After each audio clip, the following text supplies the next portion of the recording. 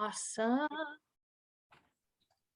Great. Well, hi, everybody. Good afternoon. I love seeing so many friends on the line here. We haven't been together as a group in quite some time. I think our last program together was in June. So I've missed you all over the summer. I hope that all of your museums that were able to open had a successful summer season in spite of what I know were some challenges as we continue to navigate all of this. Today, I'm so excited to be able to kind of kickstart a new round of our Common Concerns programs. Before we begin, though, I'd like to take a moment to acknowledge that the Washington State Historical Society is located on the traditional lands of the Puyallup people who have stewarded this land throughout the generations. We pay respect to their elders, past and present, and I also want to acknowledge the traditional custodians of the lands where all of you are joining us from today. So please feel free to introduce yourself in the chat, and if you'd like to include a land acknowledgement, that would be lovely. For those of you who might be attending your first Common Concerns program, my name is Allison Campbell. I'm the Heritage Outreach Manager for the Washington State Historical Society. And we do these programs, you know, kind of on a schedule. We have a couple coming up, and I want to make sure to mention things that are on the calendar really quickly here before I turn it over to Elisa. This Thursday, we have a program called TikTok or Not.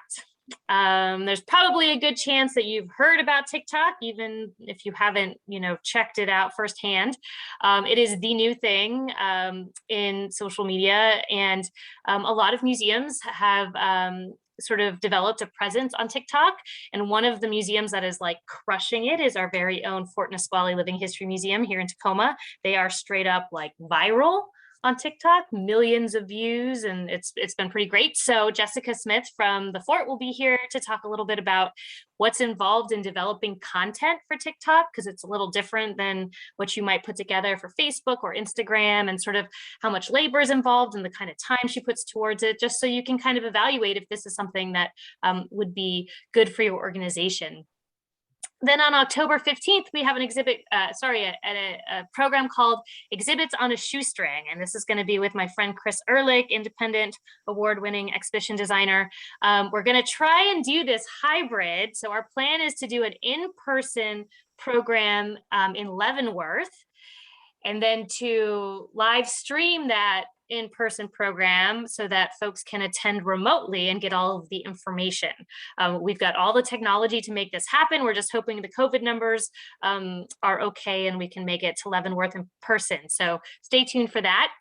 And then on October 26th, we have, and I saw Joe on the line here, Joe from Skagit County Historical Society is going to be here to talk about the very exciting topic of labor and industries compliance. Yay, Joe.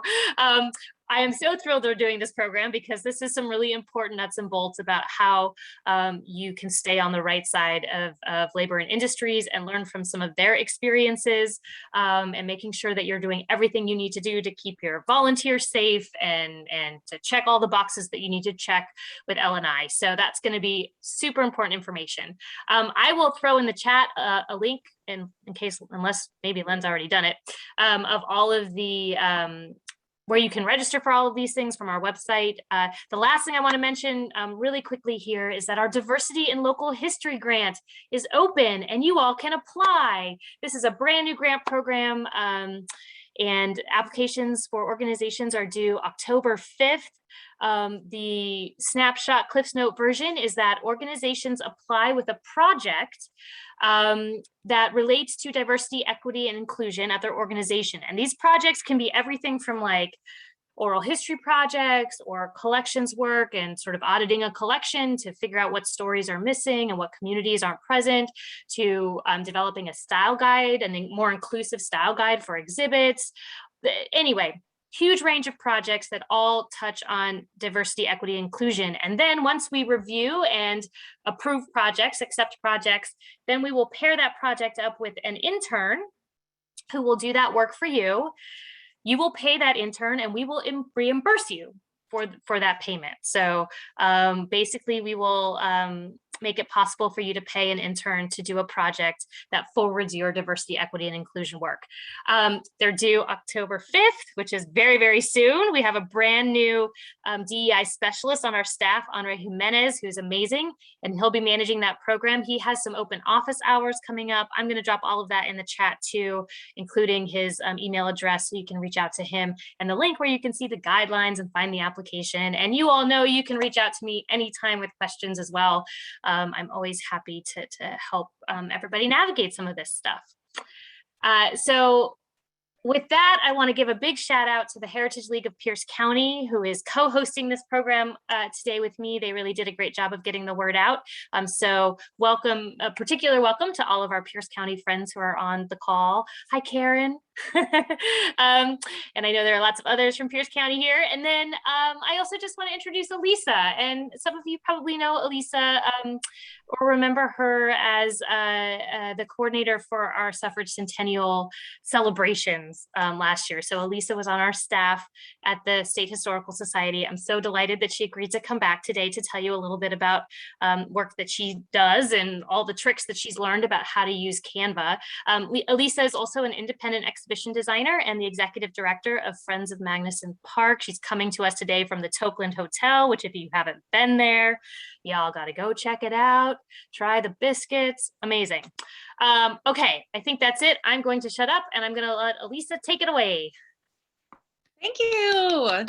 It's so good to see so many familiar faces out here. I mean, my old colleagues from WSHS, and then there's also organizations. I was telling Allison, it was so nice to see you on the list that were recipients of our Suffrage Centennial Grant that I was managing. So hello Schaefer Museum, hello Renton Historical, if you're here, like it's good to see you guys. But thank you, Allison, for inviting me here to speak with you all today and to show off some of my favorite free design tools that you can help you create beautiful graphics for your website, for printed materials, and for social media.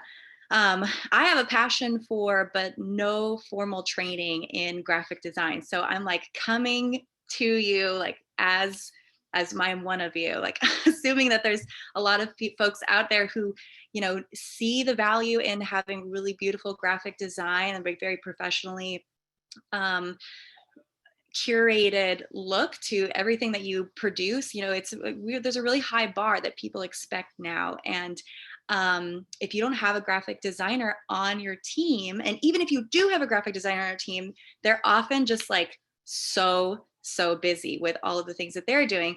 Lorraine can be like, yeah, so busy. And then there's a million things that could benefit from a little bit of graphic design help. And any newsletter you send out, any like program that you are running, like if you want to just put like a little something small in the signature line of your email that will promote that program, all of that takes time to kind of create. And Canva, which is a free program that I'm going to talk to you about, is game changing in terms of being able to create really quickly and really beautifully the graphic design elements for like across all platforms: Facebook, Instagram, Twitter, your website.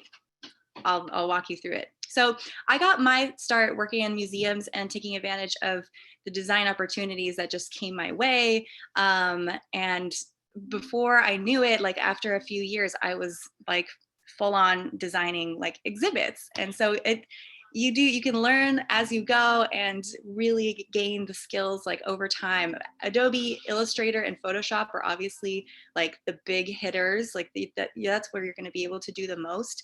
But there's a lot of tools and a lot, like the bar to entry in those programs are pretty high. It can be very difficult to figure them out. So Canva is incredibly user-friendly, easy to jump in, and I'll show you how. So to get started, I wanted to invite you all to write in the chat box where you feel your organization's graphic design challenges lie. Or in other words, what would you like to be able to do today? And I will walk you through some of the things that I think are most essential. And then if I can get to it, I'd love to answer some of your specific concerns. And if I can't get to it today, I was telling Allison, I'm happy to answer those questions to the best of my ability in a follow-up email after this workshop. So while you're doing that in the chat box, I am going to share my screen and bring up Canva.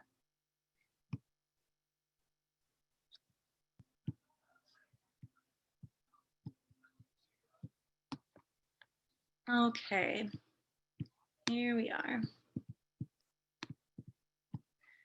So it's just canva.com. You can make a free profile, costs nothing, but just with your email address. They don't need anything from you. And let's start with, I'll walk you through a little bit of the website here, but for the most part, I just start with templates for whatever it is that I'm trying to create. So let's say that I am working on a newsletter, which is something I feel like I'm constantly doing. I can go to newsletters and take a look at the templates that they have for me. And here you can see in the bottom right corner, some of them will say pro. Those, like you have to have a higher level account to access, but there's plenty that are free. So you just go through and find a free one, like this one maybe, or let's see. I like this one. I like the look of this. So I'm going to make a quick little newsletter right now for you. Customize this template. So it's done so much of the work for you for this newsletter you're creating. Instead of having to figure out what the colors are, what like the font combinations are, they've given you the first 2 pages of this newsletter. And now you can start to edit it for your organization. In uploads over here to the left, you can upload any media. You can upload your organization's logo, historical photos, anything, QR codes, anything you want to be able to throw in there. So I've already obviously uploaded a lot of things here, but I'm gonna write a newsletter about an upcoming exhibit that we have about the Jive Bombers, which is an all,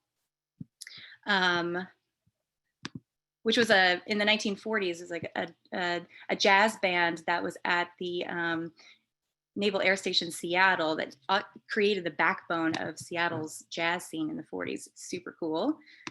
So here, I've just popped that photograph in there. I can edit the image, change the brightness, change the contrast. If I want to make it kind of a little bit more interesting, I can go to edit image and go down to like duotone, which I love. And I can just make it like this cool, like mustard color, say. And that's interesting. And then I can change the text in here. Jive Bombers exhibit is here. And I can edit the size of this. I don't like that the here is down on the next line, so I'm gonna do like this. It's kind of difficult to see with the photo that I chose, so I'm gonna move it down. Maybe I'll change that actually to a black text. You know, you just move it around and see what works for you. Under text color, this is another feature that's really helpful. It'll show you whatever you dragged in here, say this photograph that you've turned to like a yellow scheme, it'll give you all the colors that are within that scheme. So if you wanted to change, say, this background, you can click on it, go to the color scheme, and choose any of these 5 colors from the photograph that will complement what you just dropped in. That's huge. That feature is incredible. So I won't like change any of this text, but you could add your organization's logo in there. And you can put anything you want. I'll change this to like white so you can actually see. So after I've gone ahead and changed the photographs and put whatever text I want in there, Let's throw this in there for good measure and change the color of this to match the one in the very top. Let's see, like that. Let me know in the chat box if I'm moving too fast. I want to cover some ground, but I also don't want to go too fast. Let's see now. Well, and also the best way to learn, of course, is for folks to kind of watch what Elise is doing today and then just play with it, and you're going to figure it out just by messing it around. It's very intuitive. So totally. Yeah, you just drag and drop that logo in there. And let's say I want someone to be able to click on this newsletter. Once I put it in my email, I want someone to be able to click on it and go to our website. Let me go ahead and I'm going to add a text element. So in this far left corner, I'll add some text. Just like, I won't go with any of these fancy ones for now. I will just add something simple like visit us.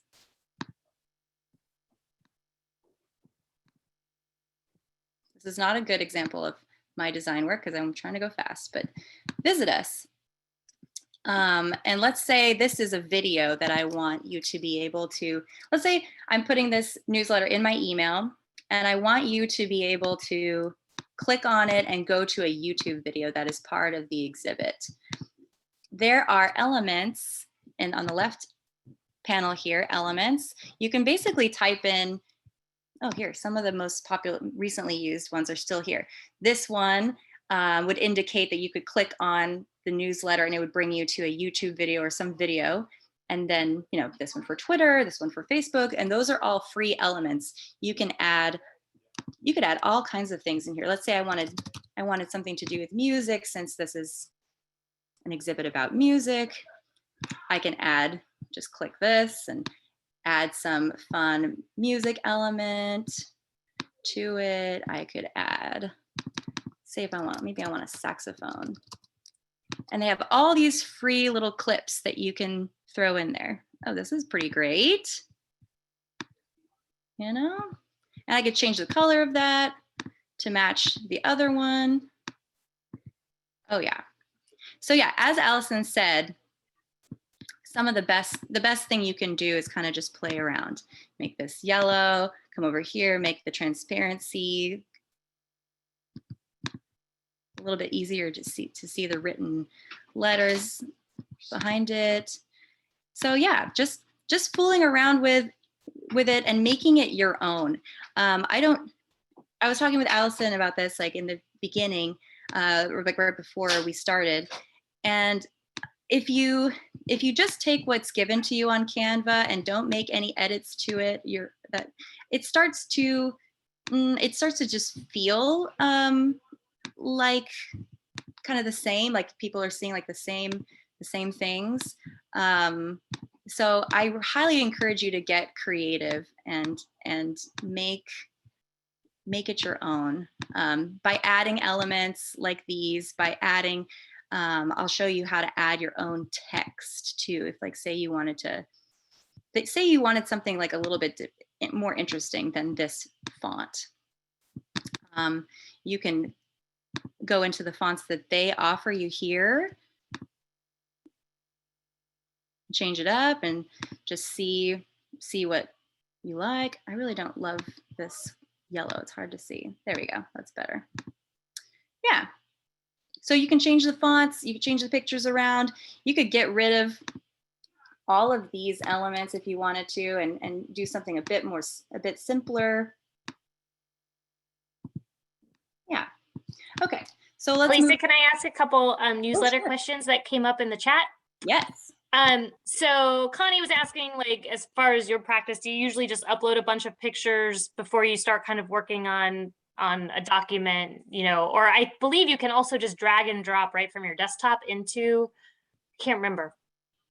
Good question. I think you can. I think you can just drag and drop right into the upload media, but in general, yes. If I know that I'm going to be writing a newsletter or designing a web page about the Jive Bombers, I'll just start by you know, taking all of my Jive Bombers like photographs and throwing them in there so that I know what I'm working with. And it doesn't take long to upload. I think that that's a good practice. Yeah, awesome. And then Kathleen asked a great question. She currently creates newsletters in Wix to send to the sort of distribution list, the email list. Is it possible to use a Canva newsletter design instead, just because Wix is sort of limited in its design? And then can you, I think maybe the question, and Kathleen, if you want to unmute and clarify this, is your email distribution list is also in Wix. So is the question, can you design something in Canva, but then send it out through Wix to your email list? Yes, that's the question, because Yeah. it's all embedded in there and we can't, that's the place. That's a good question. I'm not as familiar with Wix as I could be, but in my understanding is that you can upload into Wix just like a PDF or like a PNG file, an image into yeah, you can upload JPEGs and PNGs, but not a PDF, and a newsletter is going to be a lot bigger than a JPEG or PNG, plus it'll be lower resolution. Sure. So let's go ahead and try. You can export this as a photograph. Basically, you can do it. Let me see if this will answer the question. I can download this as a PDF print, or if I'm trying to use it, I'm trying to upload it as an image in a website or in an email blast, I will download it as a PNG, an image, and save both pages here. It's saving its name as the simple white and yellow real estate because I didn't change the name to it, but you can do that later. So let me find out where it is.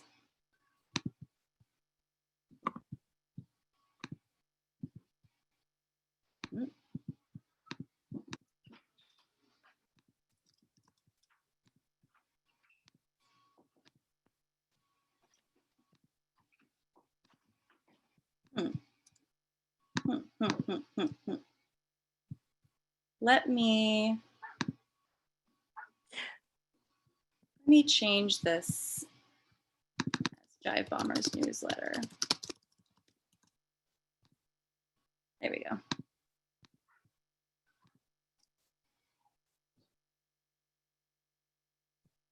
Okay, and then I can go to my email.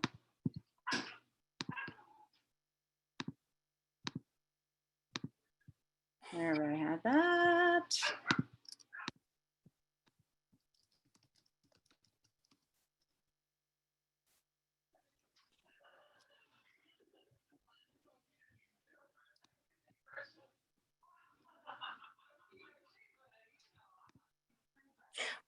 While you're doing that, I'm going to answer a question because I know the answer to Connie's question about once you've like sort of done a newsletter, is there a template that gets saved? And you'll see when we go back to Canva, you can always go back to your designs basically, and there's everything you've ever designed. So you can just pull up the last newsletter and start with that and then go in and edit it where you want. So yeah, that template kind of lives within your Canva account. I noticed there were definitely some folks here working on newsletters, and it's a great way to just kind of design a template that you can reuse over and over again. Yes, absolutely. You can, once you've figured out what it is that you, once you've figured out your design, you can, duplicate it over and over again so that all of the newsletters that you produce this year kind of have the same font, the same colors and all of that. Or say in the example here with Tokeland Hotel, I've made, this series of historical posts for them that kind of all match. And, it was much easier for me to come back and make a new one that had just the same design, and I could just build off of that. It really, or this set of designs that I made for Friends of Magnuson Park, yeah, just come back to the design that you made, change the colors, but keep everything else the same. It's really helpful. Or here's the Suffrage 100 WA website and some of our event banners and our program banners I made in Canva, and they all kind of match. And these were used for our Facebook cover photos, but I'll get there too. So yes, and to second what Allison says, you can, duplicate and make similar designs once you've started. Okay. Drive Bombers newsletter. What do I do with it?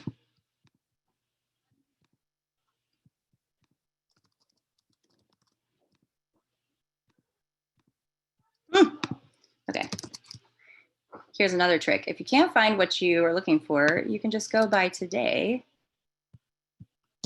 and find it that way. Or can you? What did I change it as? No, I saw it in there. I think I saw it.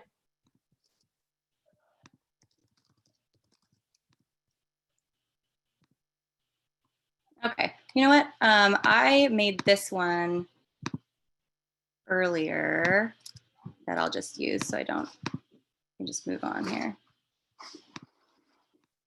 Okay, so we'll drag and drop this into my email here as an inline feature. I can make it a little bit bigger so that when you open the email, it's something that you can actually read. So this I made in Canva. This was like my test that I did before the workshop. But so see how I've got this element of the play button on the video, which would indicate that you could click on it in the email and it would take you to a video. Here's how you do that. You can turn this entire image into a link by highlighting it and then clicking on this insert link, and then say going to your YouTube channel, getting the shareable link to whatever video you want it to lead to, and going just like that. So now, Drive Bombers exhibit is open. Now, when your recipient receives your email, they can open this up. They'll see it like this. Oh, wow. And then when they click on your link, it'll take them straight to that video.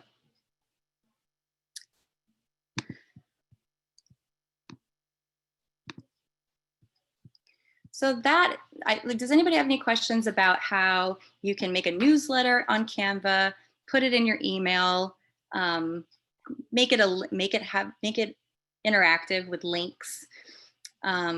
Put that in the chat box to Allison. Otherwise, I'll show you how you can also take the same newsletter idea and then put it in your website. So here's something that I designed before.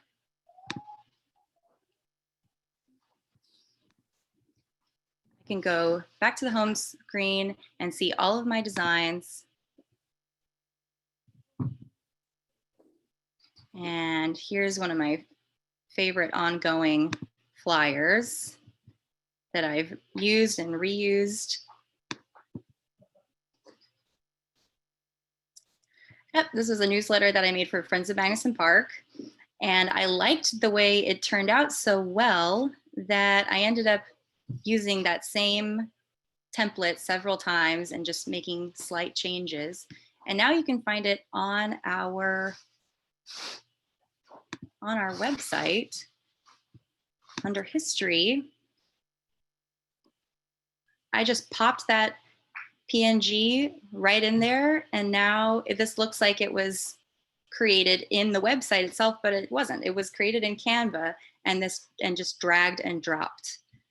And so this can save you a lot of heartache in your web design life. If you, because I know that it can be tricky with Wix or with WordPress. You're dragging and dropping all these elements, and then you hit like save, and you go and look at what it looks like for your, your audience, and the elements are kind of like poorly spaced, or they're not working out the way that it looked in the draft, and that can be just really frustrating. This, you really know what you're getting, and you can just drag it and drop it right in there. Suddenly you are now a web designer as well as a graphic designer. Okay, so that's my newsletter. Those are my newsletter tips. And now, hey, Elisa, if somebody wanted to print this, I see that print flyers button. I don't know what that does, but how would you recommend if people are also sending out the same newsletter, both digitally and in direct mail? Sure. So you would click on the download button, do the PDF print as suggested. If you have several versions of the newsletter in here, you can choose, which pages you want. Say I want this latest one, this page 6 and 7. I can just pick those 2 pages and download them. And then you can print it straight from your computer once you've downloaded the PDF. I've never actually used this feature of print flyers. I'm wondering if it will lead you to like a third party. Yeah, like a print service. Yeah. Totally. Yeah. But you could also, presumably, if you have a local printer that you work with, you can just send them the PDF and they'll print it all up beautifully for you, however many copies you need. Totally. Yeah.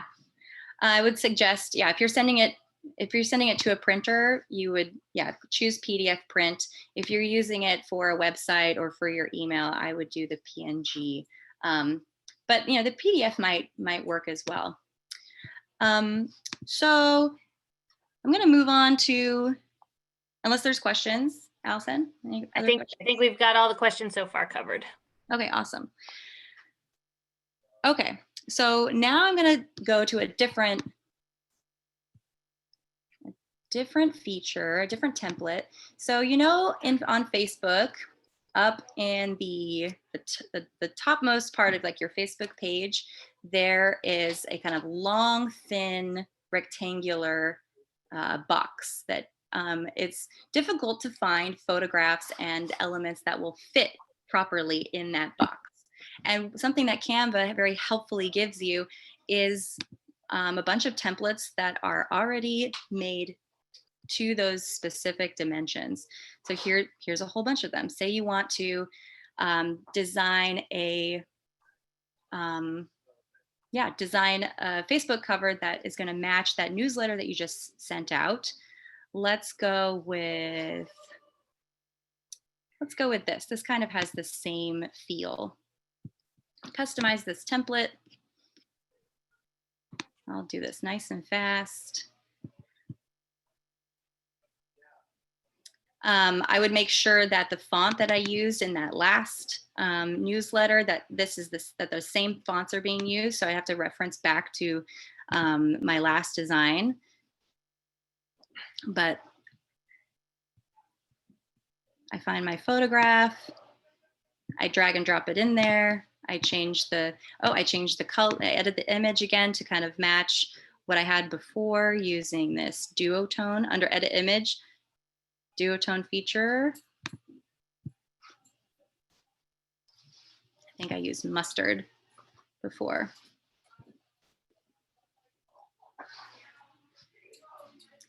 Yep. I don't really like that. I'm going to change this to match this color here.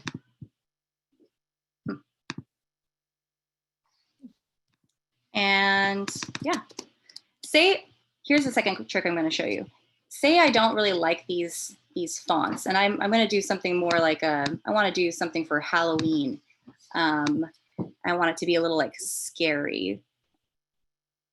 I'm going to use another website called Defont, and I'm going to use Defont to find a font that you wouldn't see in Canva, that'll just open up your options for fonts. and give you more creative options.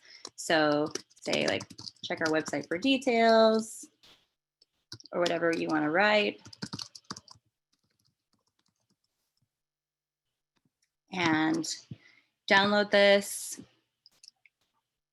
And you're purposefully leaving this space blank because you're going to find a different font outside of this website, and then you're going to kind of pop it into the design. I'll show you how to do that. So you download this, Jive Bombers cover, Facebook, download it as a PNG. And now I'm going to go to Dafontcom. See that here. Dafontcom gives you a bunch of awesome font choices that are all free. And all you need to do, so say I want to do a Halloween themed, I want some Halloween themed fonts. I can go under holiday, click on Halloween, and find like some scary Halloween fonts. Let's go with this one, this kind of bleeding one. I can download it. And I see that it's named Scary Halloween, so I'll remember that when I need to pull it up. And I recognize that I'm working on a Mac, and not all of you may be working on a Mac. But if you are, you should have a feature called Fontbook, which has all of the fonts that you have in your computer. You can open it up. And I've already downloaded it, actually, but I'll just do it again, just so I can show you. So Scary Halloween font has been downloaded from Defont for free. It's in this folder. All I need to do. We can't see the folder. We can only see the website still. Oh, I wonder why that is. Or at least I can't see the folder. You can only see the website. Yeah. And it's not, oh, how about now? Nope, it's still just sharing your screen with the website. Okay, let me stop the share and then start it again. I don't know why it's doing that. Stop share, share screen.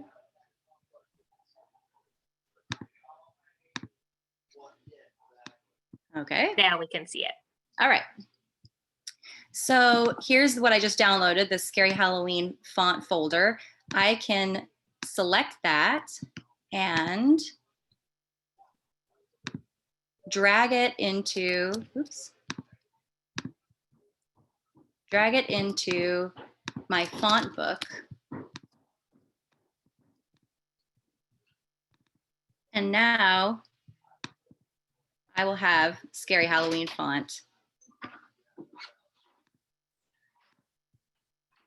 in there. I've already done it, but that's how you would do it. You would download it and then drag it into your computer's font like folder. And now you can access it from like Word or anywhere your fonts appear. So say I want to use that font now on the Jive Bombers Facebook cover. I just open this up. It's blank and ready for me to go. I go into tools. I've opened it up with preview. I can go into tools and annotate it with text. So we're not seeing that box either. Oh. But don't worry, we will find a link or something to share with you that will tell you how to import new fonts in both Macs and on PCs. Yes. Okay. Can you see it now? In case you're missing any of this. Okay. I think you should see it now, right? Now we see your cover image. Okay. Yeah. So the area here is blank. Perfect for choosing my Scary Halloween font and saying like Jive Bombers, like, I don't know. I don't know why this Jive Bombers and Halloween would be happening at the same time, but whatever you're. I know this sounds like an amazing event, Elisa. I hope this happens. I'm real curious. So yeah, this is just a way to utilize another free website that has all these wonderful fonts to create a design that goes above and beyond what even Canva is offering you. Like if you, yeah. There. So you can change the color of that too by, going up into the font, clicking on the font feature, going into show colors, and then using the dropper tool here to pick a color that's in your photograph, like maybe this yellow. You can change the color to match a little bit better. Yeah. So Dafontcom, I would highly recommend as a great free tool. So other than Halloween fonts, you know, you can go with like cartoony type fonts. If you're doing a program for kids, you can go with like Western type fonts. It's really nice how they've laid out the fonts. If you're looking to achieve a specific kind of feel, like this is a much easier way to go about finding the fonts than say like going all through Canva and just trying to find a template that, you know, for your newsletter, that's your Halloween newsletter that, you know, matches, yeah, that has like a bleeding cool kind of like effect. But maybe let's go into the templates and search just for Halloween flyers. Okay, so they do have, you know, they have Halloween themes with the text there too. So maybe you don't need to go to all the trouble of Defont, but Defont is a nice tool to know about that's free.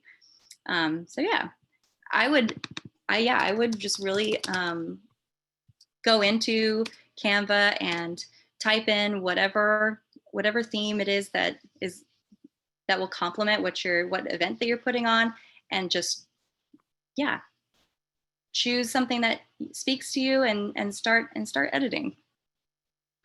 The third program I want to talk to you about, and I'll go real quickly, is Planoly. Planoly.com is a platform where you can plan out in advance your Instagram posts, which is not something that is easy to do. Like Facebook has a feature, you probably are aware, where you can schedule a post for the future, and really, you know, you could organize your entire season of Instagram posts, or say you wanted to do like a themed, like today in history post, and just do the whole year's worth of today in history posts. I find it happens to me often where like I'll find a historic photo that has to do with my organization, and it was taken in April in 1924 or something, and I would love to post on Instagram on April 24th this photo, but I'm not going to remember to do that. Like I'm not, like, there's no way that I'm going to remember. So with Planoly, you can create a free account and then go to April next year, which is like just and do yourself a favor, click on the date that, or click on the photo that you want to post then, and you can, you know, add to grid. You can upload any of your photos, including designs that you made in Canva. So this one was certainly made in Canva, you can tell. And you can write whatever your Instagram post is. Like maybe you have an event coming, or you can say, today in history, we hosted Linda Allen. You know, whatever you want, and then your hashtags like Throwback Thursday or whatever, and then schedule the date for April 15th, whatever time, 3 o'clock, and it'll auto post to Instagram. Ooh, window just shut. Auto post to Instagram and save it, and boom, it's done. Like before you even realize next April, that will just very helpfully pop up in your organization's Instagram, and you can really go nuts with this tool. You can schedule posts every day, like multiple times a day, by choosing, you know, by scheduling, you know, one at 5 o'clock and another one at 11:30. you could fill your entire, this is a great activity for an intern, or for, if someone at the front desk who doesn't have anything to do while they're like waiting around, you can give them access to Canva and let them play around with the designs, and let them throw in these Instagram posts approved by your, curatorial or education department, and start scheduling Instagram posts like way ahead of time, for holidays, for anything. So those are my 3 big free tools that I wanted to share with you: Canva, Defont, and Planoly. And so now I'm going to open it up for questions. And Yeah, there were a couple of things that folks mentioned they are particularly needing to design, and I'm wondering if you can make some recommendations on how to use Canva for maybe exhibit labels that might not be a standard size. Also outdoor signage, like how would you, any tips around those sorts of things? Sure. So I just designed an outdoor banner. So I'll pull it up. All my designs, Friends mural banner. I just pulled up a template for a banner and designed this guy, saved it as a PDF print, and sent it to FedEx, asking them to print it at, whatever size I needed, like 4 foot by 7 foot. And then specifically asked them to do me the favor of making sure that the quality was not lost. And if you choose a banner template from Canva, they're assuming that your banner is going to be quite large, and I think that they help you out by like the file size in here is already like large enough for big scale printing. So this came out really well. Outdoor signage, just go with banners or search the templates for whatever it is you're trying to create. Sandwich board. I wonder if sandwich board comes up. Oh, maybe not. But you could just start with a flyer, and I would, when you send it to the printer, send it to FedEx, tell them what size you want it to be printed at, and just make sure that they let you know what the quality is looking like. Because if it's lost a lot of quality, maybe you'll need to upload a different kind of picture or change your design in some way to make it work. How obviously the templates are a great place to start, but if I'm wanting to just have a document that I can determine the dimensions of, how would I do that? I don't know. I only ever go with templates, but you can do your own. Like, okay, so here's a custom helpfully right here. You could choose custom size and say you want your exhibit label to be, 2 inches by, I don't know, 2 inches by, no, 5 by 2 or something like that. And you can create a new design with the dimensions that you're looking for. Yeah, and it starts with a blank piece. And then you can, duplicate it over and over and over again and make your design labels that way. Add the text, choose something kind of basic, and go, And then if you wanted, let's say, I'm just going to throw things out to you for fun. What if we wanted the background of our label, I don't know why you would, to be like marbly or something, or to have some kind of texture? Ooh, okay. Maybe I would go to Elements and I would type in marble. And they have something for marble background here. And I could just, it's free. I could drag this in and make it a marble background. And then can you just show the trick of sending forward, sending back because sometimes, you know, if you have elements that kind of disappear, it's because they're behind other things, and how to layer Oh, I things. see. Yeah. So say I can right click on this image and let's see, or maybe it's edit image. Yeah, or it might not even be prompting you to do it, since this isn't really Well, I'm just two-layered. saying, maybe this should be like, I should be able to send this behind. Okay, so these options, if you can send something backward, you know, like relayer it so that the marble is on top or that the text is on top, these options will appear when you right click on the element. You can send it to front or bring it to front or send it to back. Or if you just wanted that little title to be in front of a little yellow box, you would just create that box, but you'd want to make sure the text was in front of the box so you could, does that make sense? Yeah, this is one of those things I figured out the hard way. Yeah, so say if I want it in front of like a yellow box, like maybe this box, this helpfully is already layering it the right way. Mm-hmm. But yeah, I don't love this design. I can change. Well, it's because I'm just throwing random things out with no. No, I like it. I like it. This is a fun challenge. I have a question. What else? What else do you want me to show you to do? That's great. I have a question.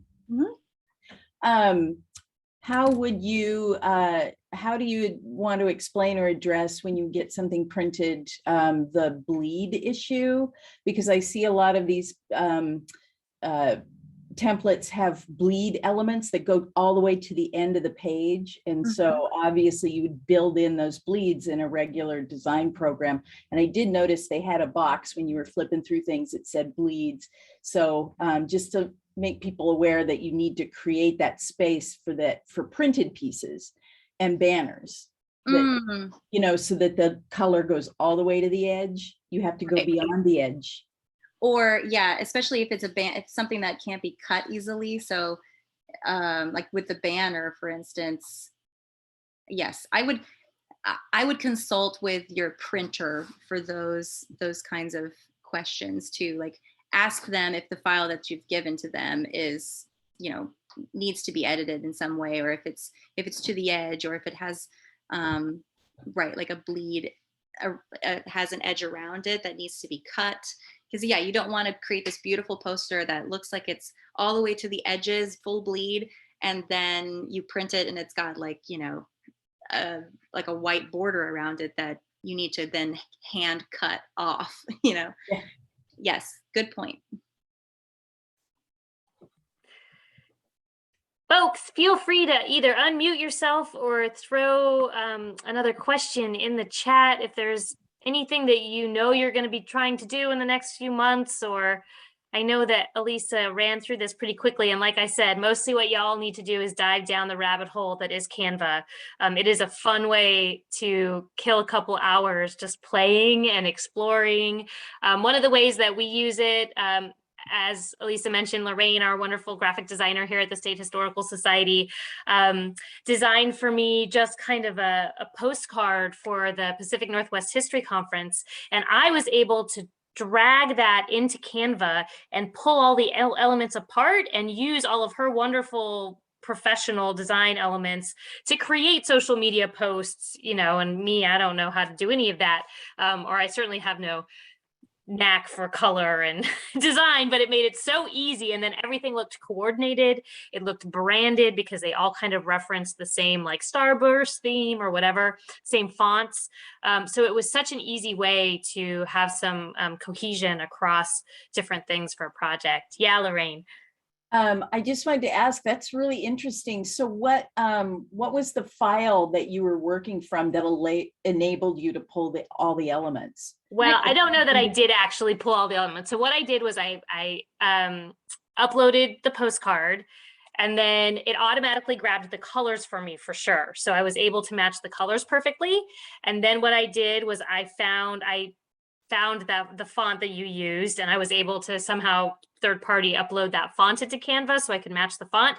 And then I just had to kind of use some of the pre-existing elements in Canva to make kind of the rays that went out and kind of play with it from there. But there was enough sort of from that original piece that you designed that I could, again, kind of knowing that the colors and the font were matching, I could kind of play with it from there.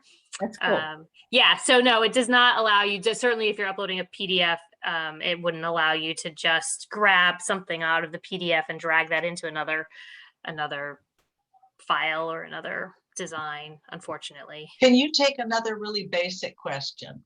Please. So you've hooked me on this Canva, and Yeah, a couple of us are going to work on it. But let's say I plan to have 12 newsletter, very short, 1 or 2 page with a calendar, volunteer options. But it looks like you keep your newsletters consecutively in Canva, that you don't download them into your own space and work on them there. So would I keep a whole year, 12 months of newsletters in Canva? Absolutely. Absolutely, huh? Yeah. Oh yeah. See, I mean, you can design invoices for your organization using Canva, and then just be like, oh, I need a new invoice. I duplicate it. I change the information. I need another one. I duplicate it. I change the information. And now I could have like 100 invoices in here. It's a nice way of keeping. I would recommend like downloading the PDFs so that you have the files elsewhere. Sure. But you can keep all of your newsletters in here, all of your Instagram posts, all your Facebook, all of your designs can live here permanently. And you can share an account. Oh, one complicated thing. I think only with a free account, only one person can be using Canva at any given time. Is that right, Allison? We were sharing a Canva account. We were sharing. We just all used your credentials to get in there and pretended we were you, but we couldn't both be in there at the same time. Right. There couldn't be 2 Elises in there. They would catch on. Time. Yeah. They kind of looked askance at that. So Yeah. I probably don't want to use my personal account. I definitely want to use our organizational Gmail account. Yes, or else you'll have, like we have, I'll have like some of Allison's designs in here. I'll have some of my ones from Friends of Madison Park. Here's my housewarming invitation for myself. And like, you'll have my resume, my personal letterhead. Yeah, maybe keep your professional posts or designs in a separate Canva. Gmail. But once I do, we could have the staff who are involved all go straight in there, and anybody could make the February newsletter who had it figured out what they're doing. Yep. They could go straight in there to the copy. design. You just copy January and call it February and move on. And you could even work on the text in a Word document or some other document and copy and paste that into. Copy and paste. Yeah. Well, that's what I would want to do. So I could do the Word document or like a calendar, copy it, go into Canva and paste from Word. Yep. You could just paste it straight. I don't have to upload the Word document. Nope. That's very handy. Thank you for letting me talk all this basic stuff, people. No problem, Connie. Absolutely. And Karen also asked a question about Wix. It sounds like Karen's wanting to do some revamping of her website. And I don't know if you've used Wix. And again, it's sort of this question of, do Canva and Wix sort of talk to each other? I think it's just a matter of, like Elisa kind of walked you through the step of downloading the design file and then uploading it into Wix. The other person, Karen, who I'm pretty sure who knows a lot about Wix, is Chris Staudinger from Gritty Pretty Tours. So he might be somebody to talk to and give you some 2 cents on that. Yep. Yeah, and while you're going through the questions, I'm just going to see if I can't log into our old Wix account and answer the question, because I'm curious, but I may not be able to. I may not remember what our password is. Oh, so I mean, the question is, can we use a newsletter and just like pop it into Wix, right?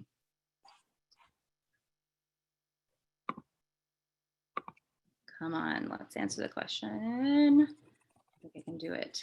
I know some folks are having to sign off. We're at our time. We might hang out for a few more minutes if Elisa has time, but if you have to leave, no problem.